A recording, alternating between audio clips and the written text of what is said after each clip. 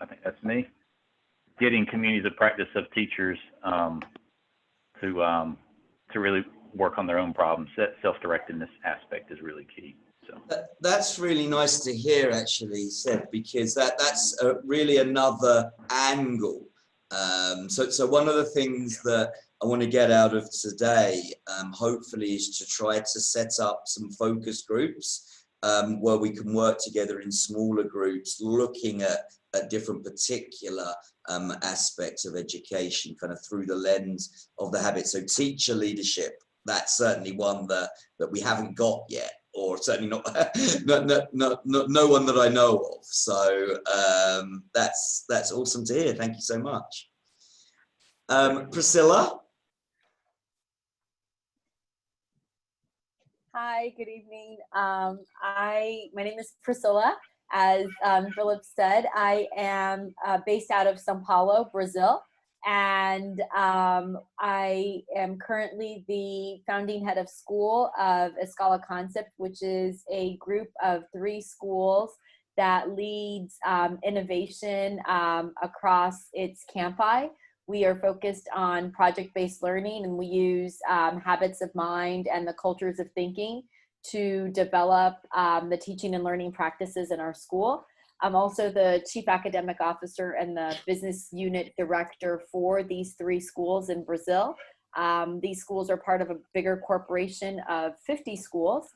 And we are super excited to engage with the habits of mind and to continuously develop ourselves through the habits. We performed a series of action research projects last year across our 3 campi. We are a certified Institute for the Habits of Mind school, and I can't wait to learn more from this group. I'm very excited to be here, so thank you very much. Thank you, Priscilla. This is so, Priscilla and I was it 2 weeks ago, I think we touched base for the first time. Last week, maybe, I'm not sure, but yes. But we had an hour conversation that seemed like 10 minutes, and so much more to explore, right? Absolutely. Hi, Angela. Hi, I'm Angela Salmo. I live in Miami, Florida, and I work at Florida International University for about 10 years with or maybe a little bit more, that Bena and Art, they joined our a faculty learning community at the university. We had been meeting frequently and trying to get some projects and helping all the faculty members from this learning community. We all got certified with the help of Michelle. And we've been assisting schools to become schools of excellence. I also have a learning community. It's Visible Thinking South Florida, working directly with teachers and children in action research projects. And the habits of mind has always been the root of the things that we do. And we are trying to spread these great ideas in our community. So I have always been thrilled to do research on this, because I think that's the best way that we can practice what we preach, and also to let people know the advantages of being involved with the habits of mind. And my research interests are in the field of early childhood, mostly play and storytelling. Now I got a mini grant for digital storytelling, so that's where I am at this point. Angela, be sure that you mention the work that you did with Erskine when your group did that research project and then a book came out of it. Yeah. With the faculty learning community, all of us contributed with a chapter related to the experiences that we had in our own teaching. So mine was at the university, in your own teaching at the university. Yes, with the higher education. Yes. I think that's, distinct and special. Yeah, no, actually, because that was the clarification I was going to ask, actually. So Angela, you work for a university. So is your work with the habits based at the tertiary level, and K to 12? I mean, is it both? Say it again, the last part. So you're working for a university, Mm-hmm. but your work with the habits of mind, is that focused on tertiary level education, or is it focused on K to 12? Yeah, no, at the universities at all levels, in the college, it used to be the College of Education. We have people in the field of math, science, social studies, even arts and PE, and people from elementary and from early childhood. So in this learning community, we have people from all disciplines, and we all prepare teachers. So Erskine, we had an amazing mentor. We started this learning community when he got an award. And with this award, I recently arrived to FIU 19 years ago, 18 years ago, and I heard him talking about these things. So I told him, hey, Erskine, why don't we spread the word on this? So he used his award to build this learning community. Sadly, he just passed away, so we've been very sad and trying to recover. But now we're going to honor his work and his dream to bring all these wonderful ideas to the community. So, but with the habits, it's with like the education faculty. So you're essentially training teachers. Yes. Right. Teacher Got it, preparation. right. That's fascinating. Thank you so much. And they have two books in our store that they, that we help them. They publish somewhere. I forget where you publish it. I think the Academic Press or something. Yeah, and then I'm not. Yeah. Mm-hmm. Anyway, we have them in the store, and it's the research that they did as faculty members. I think is quite interesting. Mm-hmm. Thank you. And right now, another project with two colleagues from this faculty learning community. I'm Karen Marsden from Australia. I don't know if you know her. We're writing a book about children's literature and the habits of mind. Yeah. Wow. Looking forward to that one then. Okay, thank you so much.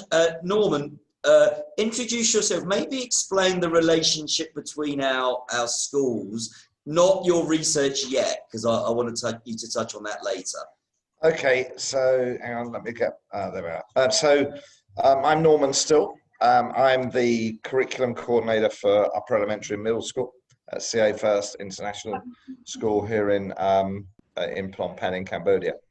And so essentially, Phil is also my boss in the sense that we have two campuses.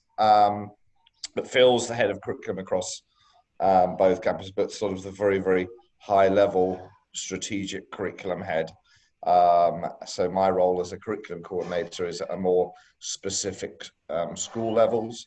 So what we're doing is, so it's exactly the same school. We just happen to have two branches in the same city. We're in a brand new campus here that's just opened 2 weeks ago. And so the role of a curriculum coordinator is developing high quality units through our UBD Teaching for Transfer framework, and also to administer and deploy effective teacher professional development. Now, of course, the habits of mind has become ubiquitous in our school as we've sort of grown closer to the HOM community and seen the value of the habits. So a large part of my role is also looking at the habits and looking at effective ways of getting them embedded into study units on the part of the students and the teachers, looking at effective ways of assessment.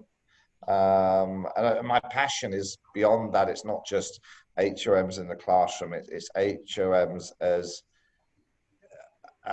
a part of the human condition. So I'm a big believer that the HOMs start with us as educators and leaders, and we should be the role models for these habits. We should practice what we preach, is my philosophy on the HOMs. Thank you so much, Norman. And I'm already thinking about these focus groups. So Norman has, heavily focused on teacher professional development. So I'm now thinking that Norman and Angela will have so much, and Seth actually. I think maybe there's a nice triumvirate actually to look at teacher leadership and professional development. Is that everyone? I think I can't see anyone else. Andrew just joined, I think. Oh, there are a couple of them. Oh, many more. Sorry, I needed to scroll across. Julio. Hi, everyone. My name is Julio Vasquez. I'm the Director of Instruction and Human Resources for the North Salem Central School District. Last session that we had with Benna and your group, was able to present some of my work and research. I just recently completed my dissertation study on the impact of habits of mind and through the lens of student and teacher perceptions.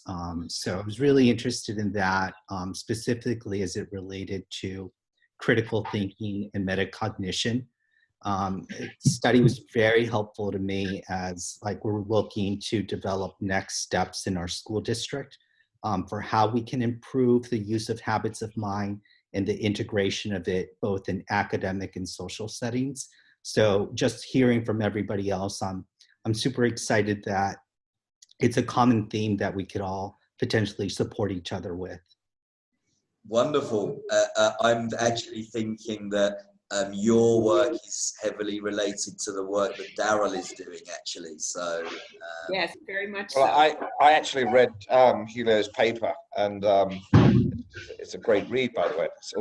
It's quite a similar approach to his paper that I'm taking as well. So I got a lot from that.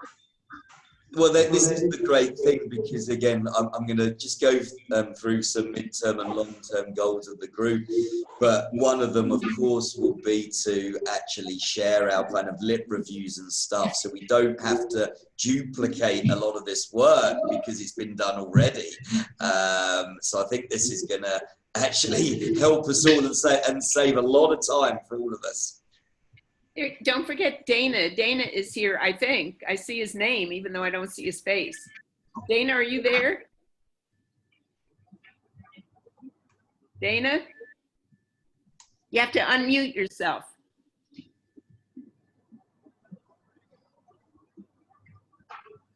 I don't know. Okay. We shouldn't leave out Mr. Costa, should we? Hello, Art. Good to see you. I know you can't join us for long, right? I'm sorry, say again? I think you mentioned you can't join us for very long today. You can't be there for the entire meeting, Art, because of Maria's birthday. Yes, my daughter's birthday day, so when she comes, I'm going to tune out, but I'll stay until she gets here. All right, well, happy also birthday to your daughter. Also Michelle. I'd like to say a couple of things that I'm interested in. First of all, I have served on the doctoral committees for several people who have gotten their doctorates. None who are tuned in today, but there are others that have worked on their dissertations, and I've had the pleasure of getting to work with them. And I'm working right now with Teresa Harkness, who is on the list, but I don't see her here. I'm particularly interested in the long-range effects of habits of mind. And I'm always curious, after students get out of school and they're got into jobs and careers and positions of leadership and so on, do they still remember, draw upon, apply, and profess the habits of mind? And how to collect that data, I don't really know. I have been working with Waikiki School, and they have gotten a small grant to search out not only graduates of the school, but also people in the community who have graduated from the school. And that's there. This school has been with Habits of Mind for about 30 years, so it's the longest running school in 30 years. So there's been graduation classes, and they are now adults and members of the community and so on. So they are seeking those graduates and interviewing them to see if they're still using and still remember the habits of mind. So I find that very interesting, and I wish it were easier to collect such data. I think it's unfortunate that after students graduate from our schools, we kind of lose them. And we don't what affects all of our hard work that's put on it. So I'd like to somehow collect that data. That's fascinating, Art, because I was talking to one of my colleagues who is on the call, actually.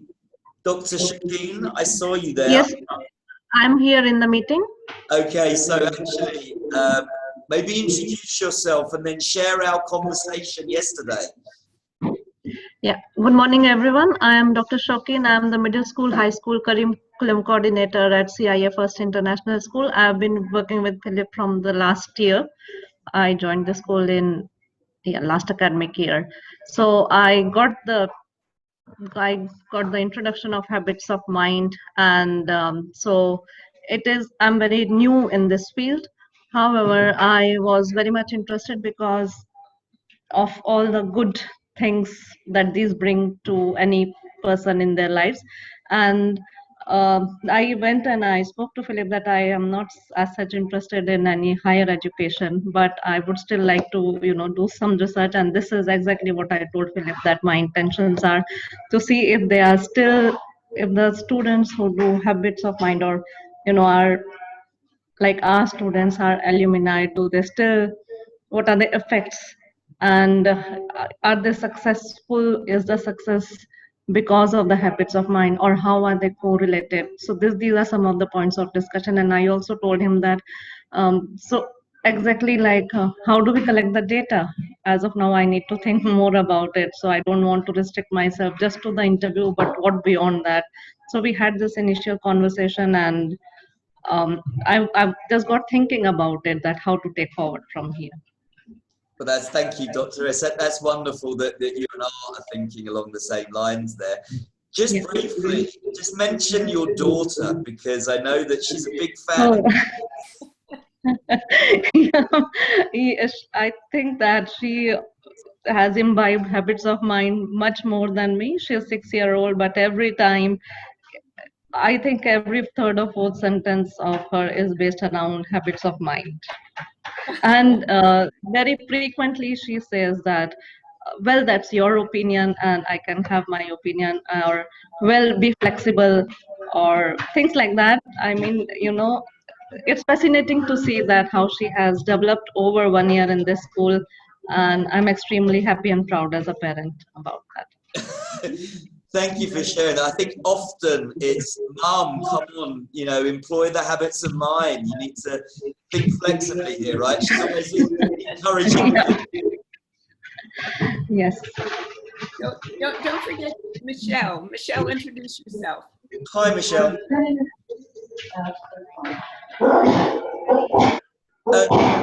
Yeah, could everyone, if you're not speaking, just mute yourselves? It's getting a little bit noisy. Go ahead, Michelle.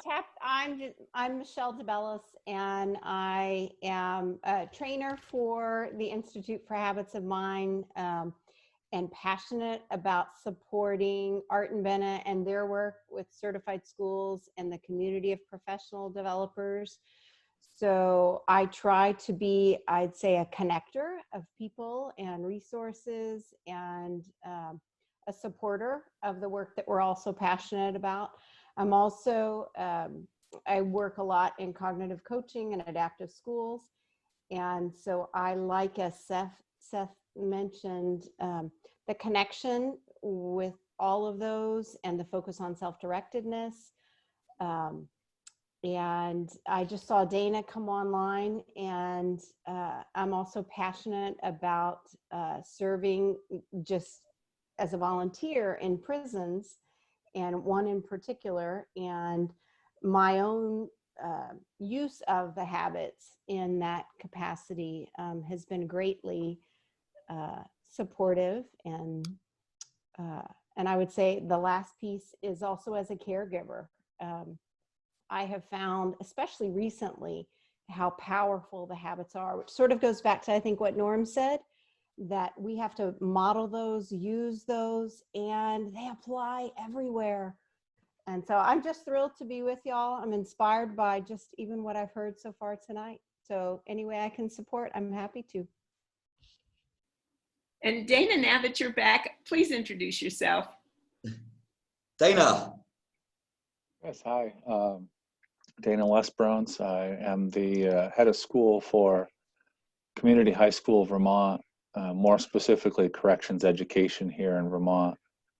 So we really span the gamut from, we work with adult offenders incarcerated, but really begin from sometimes basic skills up through the high school experience, career and tech ed, and have begun to partner with Community College of Vermont to even do some college level courses. But throughout the whole school, our foundation is Habits of Mind. We're a very, very strong habits school.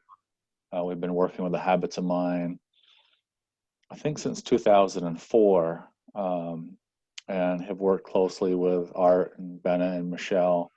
So it's been quite a great journey, and I was just on the phone with Michelle, I think last week, saying we're kind of ready for like the next generation or 3 or 4.0 to kind of re-engage, have a new leadership team that's really coming together. So it's exciting to see kind of a different organizational structure and continue to grow within the habits. And we're really looking at how the dimensions fit in, if you're familiar with stages of change or some of the motivational interviewing pieces.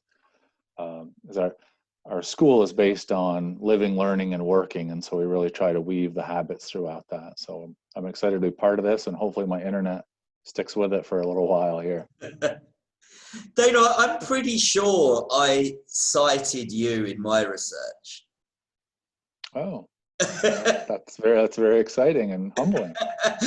I'm pretty certain I did. So thank you for everything that you've done and continue to do. My God, we're half an hour in already. We're not going to get time for much, are we? But it's okay. This is the first of many meetings. So Andrew, quickly. Yeah, hello. Yeah, my name is Andrew Abdullah. I am Norman's counterpart at our sister school here in Phnom Penh in Cambodia. So I'm the lower and kindergarten curriculum coordinator.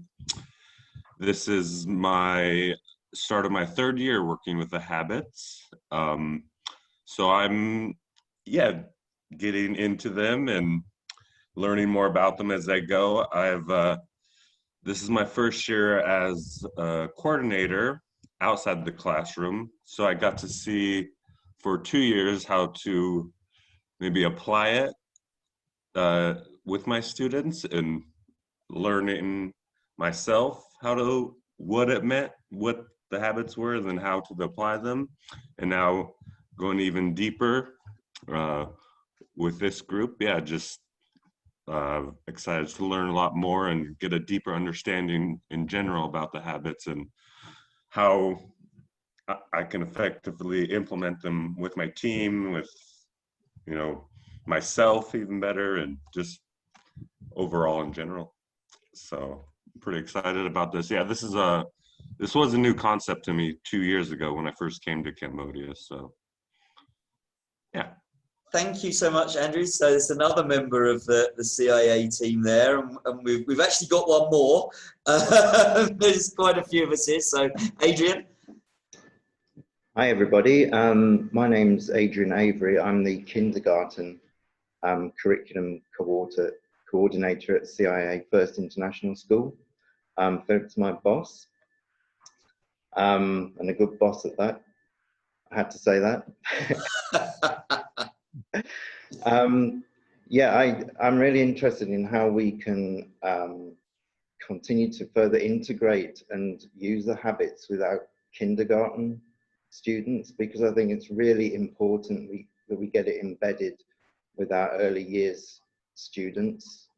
I also agree with Michelle and Norman about the staff and teachers should really model the habits to the students. So I think really we should be looking at embedding the habits right across the school, not just the students, but the teachers and the staff. I think that's really important. So I'm here to learn and I'm here to contribute. I'm really looking at how we can integrate into kindergarten further the habits. So yeah, I'm looking forward to this. Awesome. Thank you so much, Adrian. Chris, I think we haven't heard from Chris, right? Hi, everyone. My name is Christine Harkness. I am just finishing up my PhD at Fielding, and I'm an autism consultant in upstate New York. And Jenny Edwards had connected me with Dr. Costa, so he's the outside reader for my dissertation. Coincidentally, the district that I work with, we use the Habits of Mind as our character development program. Particularly, I am very interested in responsible risk-taking.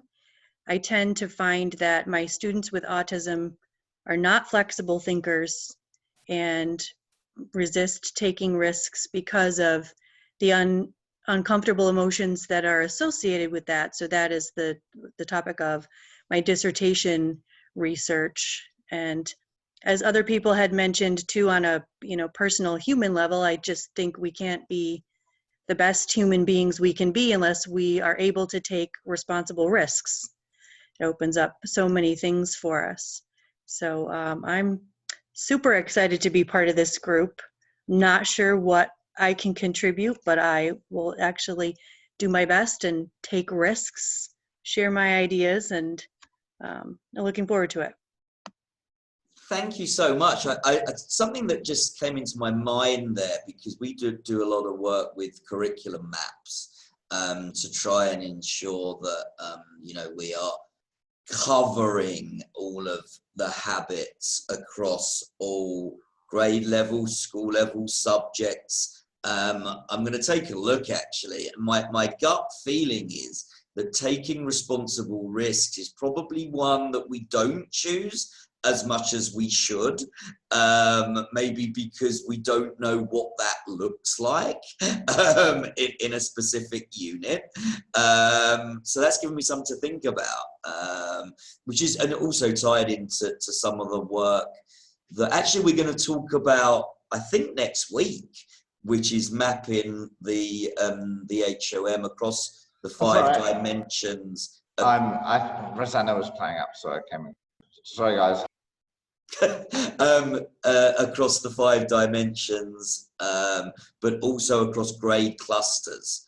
So what do those specific iHoM or even the dimensions look at those developmental levels, but not only at those developmental levels, when students are confronted with specific kinds of problems. So yes, anyway, Chris, I'd love to talk more about some of your work with taking responsible risks. Absolutely. Okay, I think we've heard from everyone. I am just going to share my screen with you.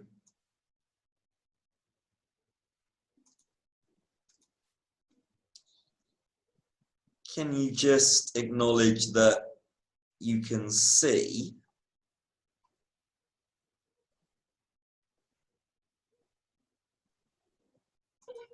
Yes, I can see. Yeah, got some slides there. Hold on, I can see. Let me get, there we go. So I was just thinking about the goals that we have for this group. So I think it's really important that we have these focus groups based on mutual research interests. I think we've already got some commonalities there. I think it's very important that we collaborate on our research focus and questions, just to make sure actually that, you know, there are not redundancies there. I think it would be much more efficient if we're sharing that, but also helping each other actually in terms of developing those. Of course, looking at methodologies. The next one actually could be massive. So sharing our data. Now, what I would like to offer the group here is access to an enormous amount of quantitative data that we have collected over the last 5 years at CIA First. So we have assessment data. We have 4 main types of assessment. So the acquisition side of things, which is the knowledge and skills quizzes, the understandings, the conceptual through essential questions assessment, the cognitive through the HOM assessments, and then the transfer through these authentic performance tasks. So if any of you are interested in looking at the correlation between those, or things could be done, you know, where we have specific groups and we try different things, so we can do comparisons across groups. There's just so much data there to work with. And the beauty of it is that in terms of research, it's classed as secondary data. The point being that data would be collected irrespective of any research that we're doing. So we don't have to get participant permission. We only have to get permission from the owners of the data, which is actually the board of directors of CIA. But we could actually do a blanket permission there. So if I, you know, write a proposal to them and explain what we're doing here as part of this community, this can be made available to the group. I think, of course, collaboration on the data analysis and interpretation. Of course, sharing our results, conclusions, and further recommendations, so we can all be building off each other's work, right? So again, to make sure we've got that follow up, and of course, you know, just be peer reviewers and critical friends throughout this whole process. I don't know if anyone has any thoughts on those goals or would like to add anything. I just wonder, and it may be too soon because I see it's midterm, but I hope that we also communicate to a broader audience the results of what we're learning, that we don't just keep it within this network. Absolutely, Benna. So, there you go. Yeah, you know, we already have a compilation of the research done by Jenny Edwards, who I think is a member of our group. And this would be adding to it because we have 2 publications by her already. And so this would be yet another, and it needs to be kept up to date constantly because the research continues and we need to monitor all of that and add to it. Absolutely are. And I mean, I used a lot of Jenny's work in my paper. She did actually respond. I don't think she could make it to this call, but I did say that I would share the recording and she hopes to join later sessions. Good, wonderful. Awesome. Okay, I do just want to look at something a little bit logistical, because Claire, I've been in contact with Claire from EduPlanet, and I know some of you are EduPlanet users, but some of you are not. So Norman, Daryl, Jenny, and Priscilla So you should have had an invite to our institute. And if you can still see my screen, you should get, you see that little bell at the top right when you log into EduPlanet? You should see an invite there to this iHoM Research Community Institute. Same with Norman. Daryl, did you get that?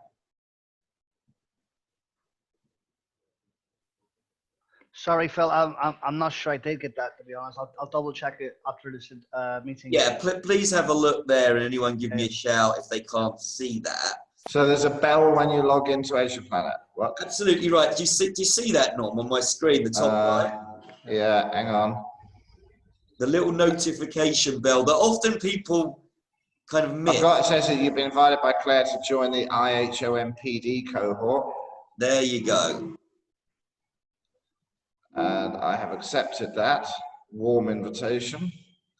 So yeah, I'm in the iHoM Learning Personalized Institute, the iHoM PD cohort, and the iHoM Research Community. So that's all good. Wonderful. Okay, so Priscilla, please give that a check and let me know. So some members of the group were not EduPlanet users. Christine, you have an account now. Okay, great. so Thanks. So there it is on that Gmail.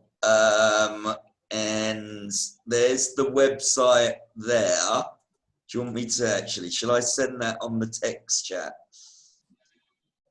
I'll make sure you get that anyway. Okay, thank you. And then please let me know. So let's go into this.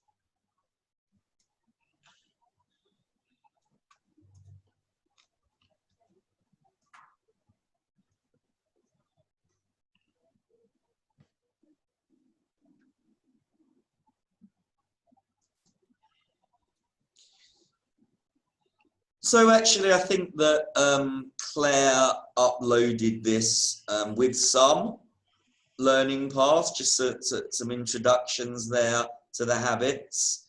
The main points, though, here are our discussions and resources. So if we go to our local discussions,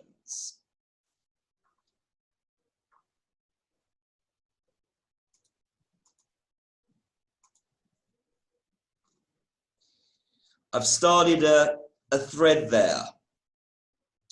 What key areas of research around the HOM are you interested in? So it'd be wonderful if we could all answer that. And then, of course, we can have nested discussions within that to get more and more focused.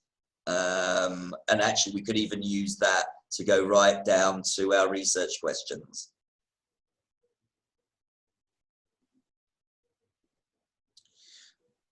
Then the resources. Now, unfortunately, I'm still having some issues uploading resources. I know that Claire has logged a ticket with the EduPlanet support team, but the general idea, I've managed to upload, you know, my paper there, that everyone can upload all of the research papers that they've already done. And then we can also link there to any resources that are related to all of our combined work. And I can start uploading some of the data sets that we've got with those assessments and things like that. So hopefully we'll have a really, really rich selection of resources, all related to research. I don't know if Michelle or Benna, if you want to add anything to the use of the Institute here. No, I just think it'll be exciting when we start to populate it with all of the work that we're doing and be able to network and share through the Institute, it's a good place for us to work. Absolutely. The only thing I would add in terms of resources, and maybe it's a question, Philip, if people have, I'm thinking of a couple of articles that were written about research that was done. For example, Seth and Tom, and I know Dana. I would assume you'd want those uploaded as well, in addition to the studies. Absolutely right, and I think that, you know, we need to or I need to think carefully about how to organise all of this. So we've got very, very clear topics there. I think we need to keep it, you know, focused as well, because there are other resource banks that has more kind of, you know, more learning activities and you know, maybe assessment types and things like that. But I think we should be very mindful of keeping this research focused. Mm-hmm. Okay, wonderful. So I will let you know. I want to give you all permissions as well to upload to this, and also to start threads and everything like that. So that's a bit of a challenge that I'm having at the moment with getting everyone the right permissions here. All right, we've only got about 15 minutes. So let's start to hear from some of us about either research that has already been completed or is underway, or is being planned. So if we can be as concise as possible. So, you know, research question, methodology used, findings and conclusions. Daryl, can we start with you, because yours is upcoming? Yes, certainly. Okay, I'm just beginning to look at the alignment of the habits of mind with personalized learning, and basically what I'm doing there is looking at, just like I think it was one of the other people, the perception data of teachers and students. I did some basic perception action research in my PGCI, and at that point the habits of mind were still very much in its infancy at our school, but we've obviously developed them, moving from the journal to in the moment assessments to the 5 dimensions. And we believe that personalized learning is the perfect natural organizational framework for the habits of mind to be embedded into the curriculum. So I'm looking at that, the perception of implementation of the 7 elements of personalized learning. And also I want to look at it through the lens of the current pandemic, and to see if there's any difference between online, on-site and hybrid delivery of the personalized learning with the habits of mind. So that's what I'm beginning to look at the moment. Thank you, Daryl. Just to elaborate that on a little bit, it's a relatively new initiative at CAA with the 7 elements of personalized learning. We're starting with some pilot units. I'm working with Daryl and our team, and we're starting with a grade 12 unit, and we're looking at personalizing the product, right? The feedback, and what was the other one, Daryl? So feedback, audience and task. That's right. It was the audience, right? Yes. But there was one more, right? Feedback, audience. Trying to think now what the elements are. It's a work in progress, guys. It's a work in progress, yes. but anyway, so yeah, how much, you know, the habits are essential for when students are really, let's say, leading the feedback cycle, right? Not kind of relying on the teacher to give it, but actually, if you like, demanding feedback when necessary, but really putting the power, if you like, into the student hand rather than the teacher. It was inquiry idea generation, I believe, What's the third That one? was what I would have guessed. Yes, and again, That was a good thing, Daryl, to make sure that we had a test for you to make sure that Yeah, exactly. I'm not sure he passed, did he, Ben? I'm not sure about that. Just squeezed in at the end. But right, so for those, if Allison and I can be helpful in that regard, we're happy to be. You know, yeah, I've read your book on the habits of mind and personalized learning. So yeah, I'll definitely have some questions for you. I think, you know, what you were talking about, Philip, is the slider. absolutely right. Yeah. So yeah, for those of you that are familiar with the UBD framework, of course, you know, there's such a nice synergy between these three frameworks, right? The UBD, the iHoM, and personalized learning.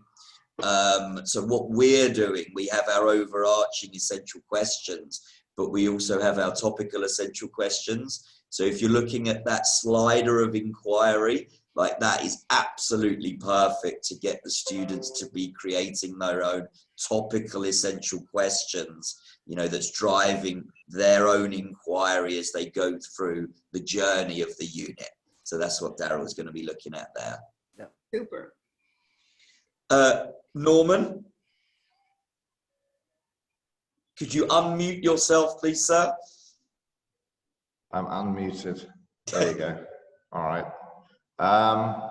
So I'm doing, in fact, I haven't got long. I've only got about 3 weeks left to get this done. I'm miles and miles behind. That's why I'm up till all hours of the night at the moment. And my eyes have got big bags under them. See that? So, I'm doing a paper, my final master's paper, and it's looking at, the research question is essentially to what extent does teacher professional development in the habits of mind affect or influence teacher belief and behavior around epistemic practice and discipline and so on. So what I'm really doing here, it's a small scale action research project. It takes the form of interviewing, semi-structured interviews with three active members of our teaching faculty, asking them a number of questions around their perceptions of habits of mind, their responsibilities in delivering the habits, and their fascination with the habits, what else they need to become better at this, and so on. So they were, you know, they're pretty in-depth interviews, and they do the first learning path from the Habits of Mind EduPlanet learning path, just the introductory one, and then we do a follow-up interview. Essentially, it's looking at, has anything changed? Now, we can look at this as sort of as a pre-test, post-test post-test study, but it's not really. I see the whole thing as just one single process, because this is the whole Habits of Mind thing, it's a very iterative process in trying to get better at it. So it's just looking at 1 or 2 data points from a very small sample of teachers. And the reason I've chosen to do it this way is simple, is because you know, there's extraordinary work being done around the habits of mind, and certainly bringing them into curriculum and so on. But I still think we're only scratching the surface. And I got a notion, and often research questions are driven from a notion, essentially, that as much as the teachers were, you know, doing a decent job or reasonable job with habits, and our TPD was, I don't really know if we're in a position to measure its effectiveness yet, but to really drill deeply into the minds of teachers, to probe away and to find out what's really going on, not only in the delivery of the habits in the classroom and the curriculum side, but also the teachers themselves. What do they really make of these habits? You know, how much do they value them? How committed are they to really becoming experts within this field, not only in teaching the habits, but living and breathing the habits?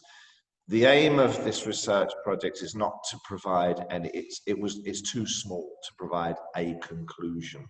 Largely, it's to inform further research, and that I hope out of this will come, as I'm going through my coding at the moment, that we will be able to draw upon 2 or 3 significant themes that we say, okay, that's where we need to go next in terms of our research, and sort of spiral upwards to a point where we can start to, actually find correlation, causation, possibly even conclusion, who knows. So it's a very, it's a research paper that should just confuse us a lot more, really, I hope. So, That's wonderful, Norman. yeah. Do you know what I was thinking? Actually, Jennifer, so Norman's is going to be publishing his in the next few weeks, right? With some recommendations for further research. Wouldn't it be wonderful, Jennifer, if you could in some way pick up where Norman leaves off?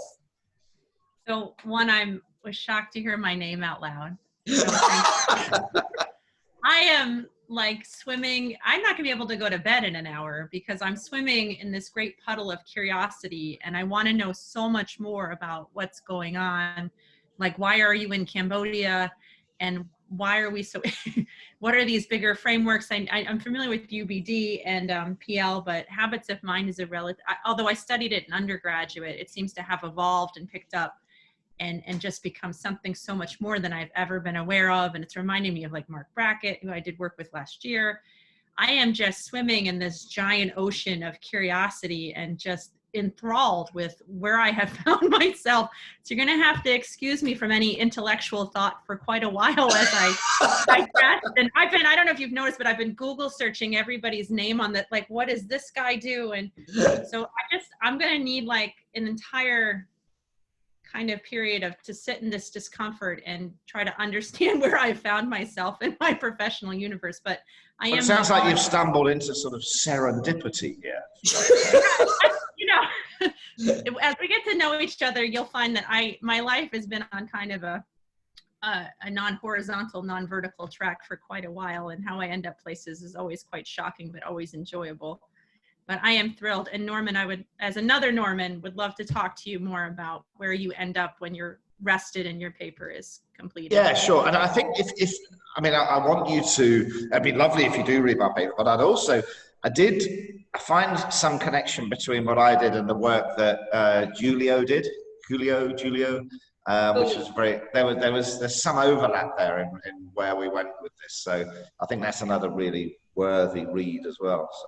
I would also caution you that if we get into a very intense dialogue, I might just show up in your country and spend some time with you. No, Phil and I can talk because Phil and I work at the same school. Oh, well, you're only allowed in this country if you can have intense dialogue. Oh.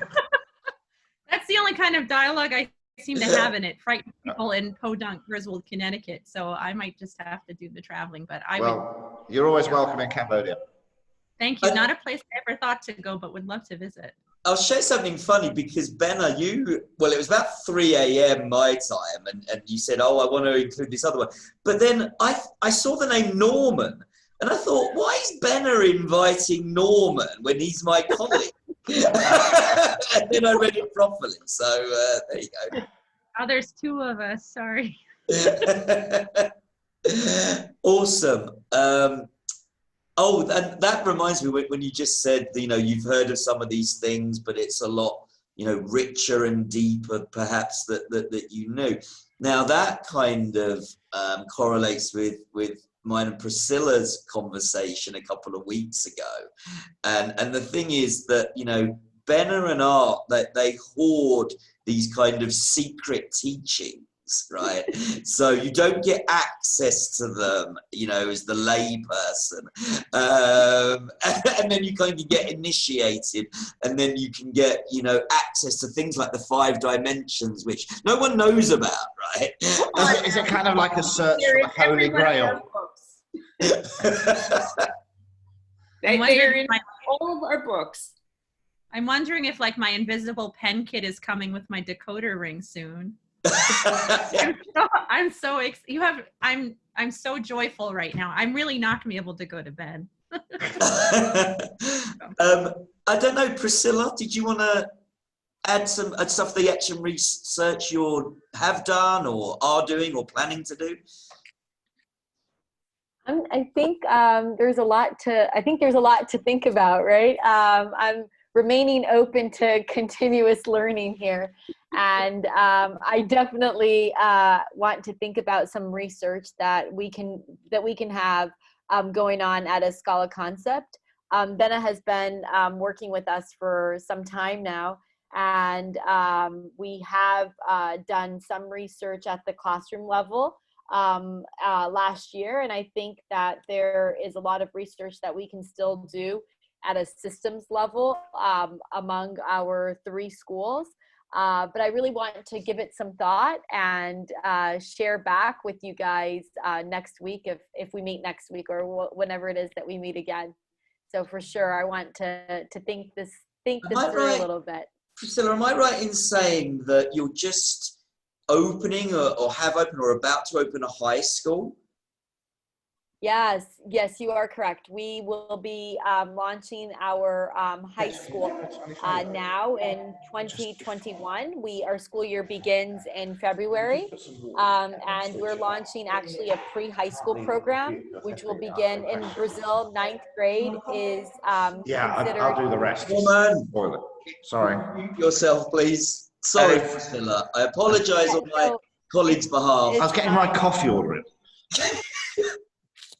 In Brazil, grade 9 is considered to be middle school. It's the last year of middle school. So we're launching a pre-high school mastery academy for our 9th grade program, and we're launching a high school program in 2 of our other campi.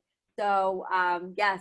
So the short answer is yes, we are, and we're really excited about that. And the Habits of Mind is part of the foundational principles of this high school. So I think on that note, Priscilla, because I find this fascinating, I think it would be fair to say that the focus on the habit seems to be at the elementary and middle school. And I'm really interested in the other 2 ends of the spectrum. And I think that, Adrian's nodding his head there because, kindergarten teachers are a bit cautious, maybe. Are the kids ready for that kind of thing? But every time we have that discussion, we go, yes, absolutely, the K kids can do it, right? But also the other end of the spectrum in the high school, when everything gets a bit more serious, right? And it becomes exam preparation and credits and GPA, that teachers again are a bit squeamish if they look at it as something else that they have to do. So a lot of the work that we're doing is really focusing on getting both teachers and students to not see the habits as something separate from unit content. Can I just jump in for a second, Phil, just to say something, because it's just a thought that I've been dwelling on. I agree with what you say there. What I would say, and I'm just going to throw this out there to the community for people to ponder upon over the next few days. I believe the primary focus, and this is just an instinct, is actually on teachers becoming experts within the habits, okay? And for these things to become, where the habits become second nature, where they literally become habits. And I'll tell you for why, because I think when something becomes second nature, it's not a duty, it's not something that feels like an add-on to pass on to someone else, because it's within you, it's lived and breathed, and therefore it becomes a much simpler process to transfer that. I think an issue we will uncover is that maybe some of the challenges we have in getting the habits embedded into our young learners and so on is the fact that the teachers themselves are not experts within the field, but they're also not, they don't have the habits of second nature. The teachers themselves are actually a little uncomfortable around it. I think, and therefore it becomes much easier, much more. Then it becomes an add-on. It's like I'm training someone in something that I don't really understand myself. Look, I think it's spot on, and I think that lends itself to your particular areas of research, right? Which is actually about teachers' values, beliefs, and perceptions. I think my response, or the thing I'd like to add to that is, yeah, you're absolutely right, and we need to work on that. But we can't wait for that. And this, absolutely. Yeah, and this is where the documented curriculum comes in, which is of course something that I'm far more interested in, right? But just to give you an example there, Phil, just something that did come out in one of my semi-structured interviews when we talked about metacognition as a habit. A teacher, a fully qualified, certified educator from the Western world, if you like, where supposedly we've always got it right, said in terms of metacognition, I still don't get what you mean, what the habits mean by metacognition, because metacognition is just thinking. I don't understand this thinking about your thinking. Now, when someone at the teacher level has got that confusion or misconception about metacognition, it's going to be pretty tough to get that across to a 5-year-old, right? So. No, you're absolutely right, and I think that I think it's Julio did a fair bit on metacognition. Yeah, that's right. Yeah. You're going to have rich conversations about that. Priscilla, is your hand up? In my reactions, I couldn't find my hand. I could just find thumbs up in the little clap. So in the many different platforms, there's so many different symbols that we can use. I know that in Teams, there's a little hand. But anyway, what I would want to share as well, which I think is pretty fascinating, is that I have worked in other schools where we've used the habits, or we've implemented the habits of mind and tried to build a culture around the habits in the different divisions of the school, be it early years, middle, or lower, or high school. But what is so unique about the case in São Paulo here in Brazil is that we actually started a school from scratch where the habits were part of our foundational pillars. Now that's fascinating, because you are not changing an existing culture, and you're not adding the habits to something that you've already done before, and now you're forcing something in, and you're trying to get people to buy in. And so there's no such thing as buy-in, because when the school when the school was born, the habits were born as part of the fabric of the school. So the habits are embedded in our DNA. This is who we are. This is what we do. This is how we do teaching and learning. This is what teaching and learning means to us. So when we think about metacognition, and we have several pieces of evidence of how is it that our children are using the habits? How have they internalized the habits? How do they recognize the habits? How do we go from recognition to it becoming a true habit and part of our daily fabric? But what is so, I think, fascinating or impressive about the community is that we also believe in developing the parents. And so our parents are using the language of habits in their homes. Our children are using the language of habits in their homes because they're learning it at school. They're taking it home. Their parents are seeing it, learning it. And then, so the whole community becomes, the common language in the community becomes that of the habits. And well, then Benna has come to our campus multiple times, and we've done multiple, we have other people that have done work with us as well. Karen and Allison is doing work with us now. But that has just grown this thinking around habits, this culture of habits. And that is, for me, the most different and the most, I keep saying fascinating, and because it is fascinating. I can't find another word for it right now. But so I would invite any of you to connect with our school, because it's just a different case altogether. When do you get to start a school and have the habits become a part of that fabric? So this is gold. It really is, because again, I was going to raise this issue of parents, but I didn't want to go that far. But it's been on my mind too. If it's truly a community ethos, if it's truly something that it must involve the parents. And I was thinking for myself, as someone who's very involved with the habits, so my 3-year-old kid at home is getting a lot of sort of she gets all the overflow from work from me, so she gets habits and so on. She's lucky. But I know for a fact that the majority of our parent community at this point would not be, aligned with where we are in habits, for cultural reasons, for intellectual reasons, or whatever. I'd be so interested to know how that connects with the parental community. Well, I hear something Because really, I think it's the next frontier for us.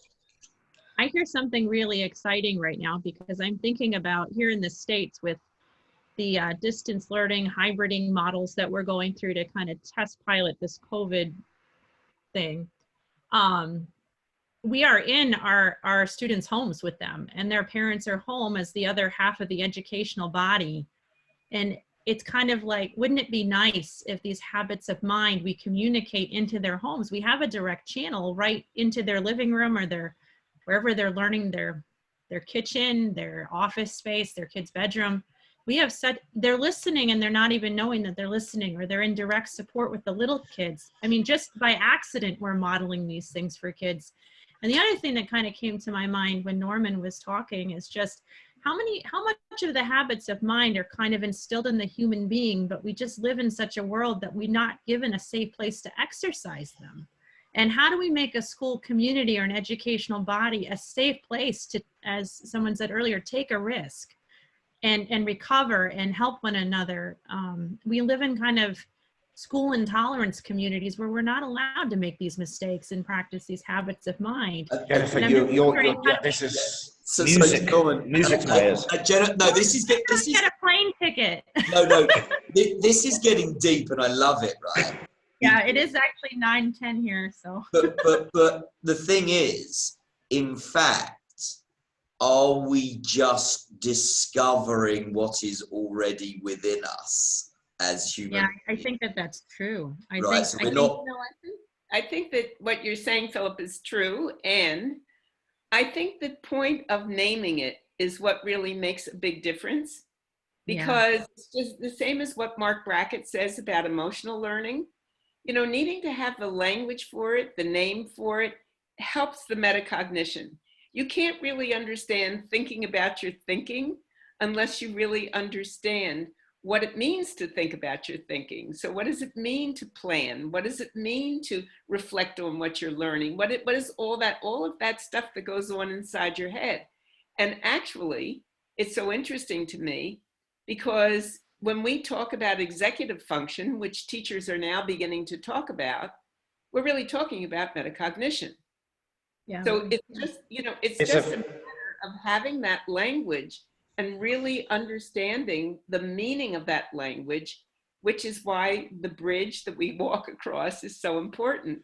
I so agree with you, Banner, because I've got to confess is that back in the day when Phil launched this project in the school and was espousing sort of the glorious nature of the habits of mind, and we're thinking where we're going.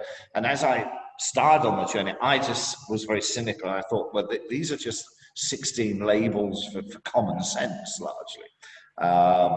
But you quickly realize, actually, I mean, language is all we have actually to get messages across and to understand.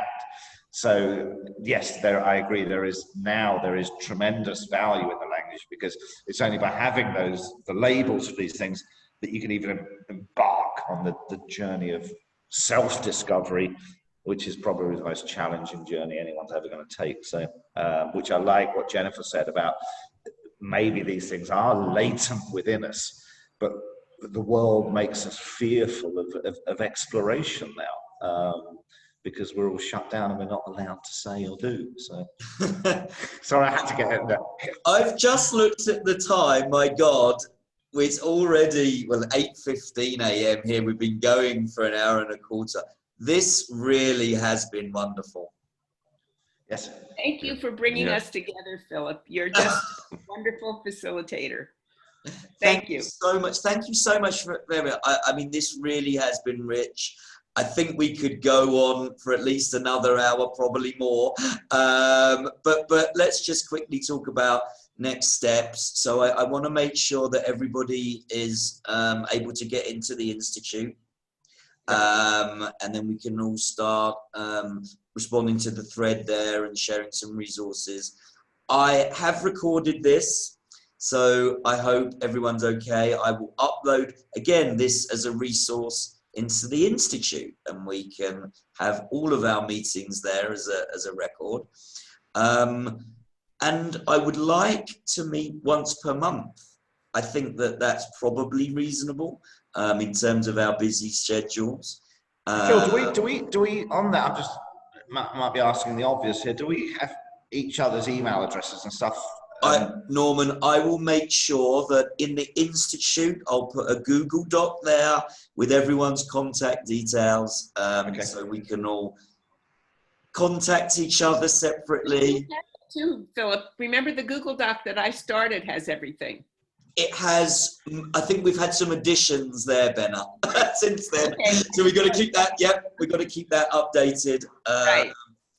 So I mean, maybe kind of like the last week of the month would work, because with the more general iHoM community, we meet in the first week of the month, right? So we can continue doing that. First Monday. Right, so maybe the last Monday of the month, or what is today actually? Today is Wednesday for me, it's Tuesday for you, right? Thursday for me. I didn't realise that our sister school was at a different time zone, Norman. Oh yeah. Michelle, what do you think? Do you think that having another meeting on a Monday night is a good idea? What's your thought?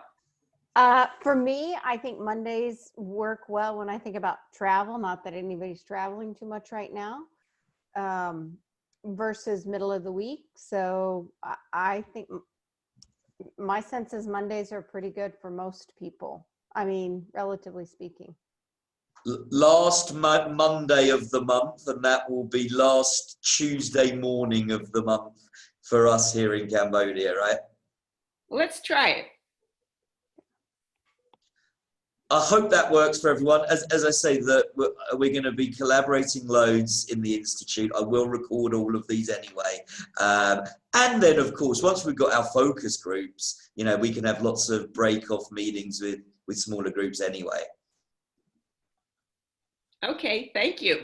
Sounds good. Thank you so much, everyone. Have a wonderful day. Thank you, guys. Nice to meet you. Thank you, guys. Nice to see you all. Bye-bye. So much. It's bye from Cambodia. Bye-bye.